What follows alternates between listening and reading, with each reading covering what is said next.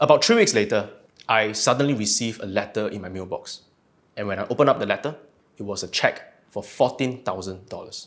Apparently, it was a policy that my mom had taken up from me close to 20 years ago.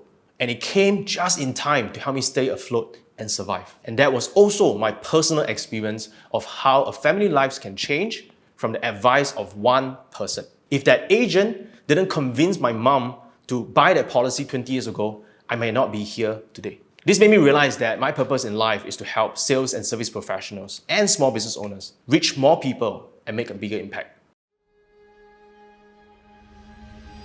I did not come from a rich family.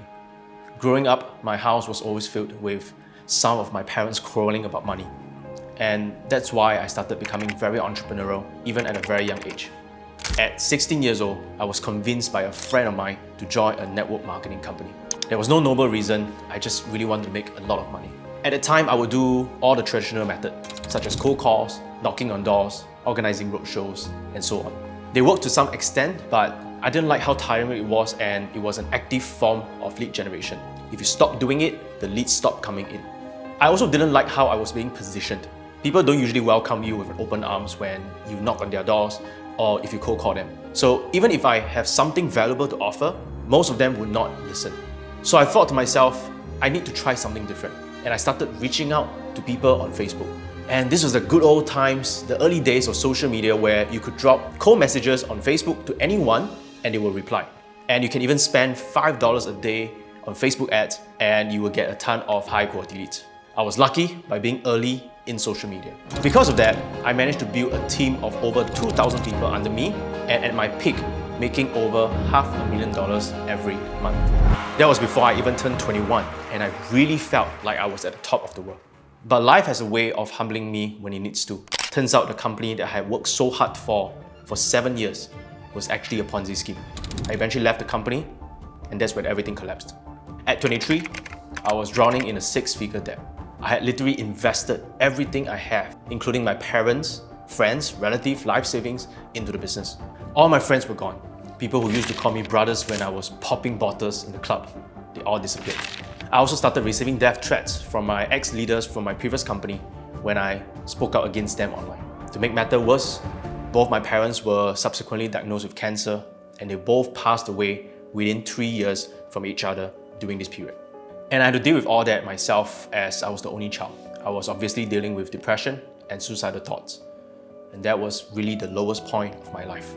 The turning point happened when I started attending church. I was never a religious person, but I was desperate and seeking God to help me. And something unexpected happened one Sunday. While I was going to church, I had a strong feeling to draw out my one last $1,000 that day. And it was an emergency money that I stored in my safe. And doing service when the offering bag was passing by me, I dropped that one last $1,000 in. Again, this was my last $1,000, and I honestly have no idea how I was going to survive the next week because I was in debt and I have things to pay.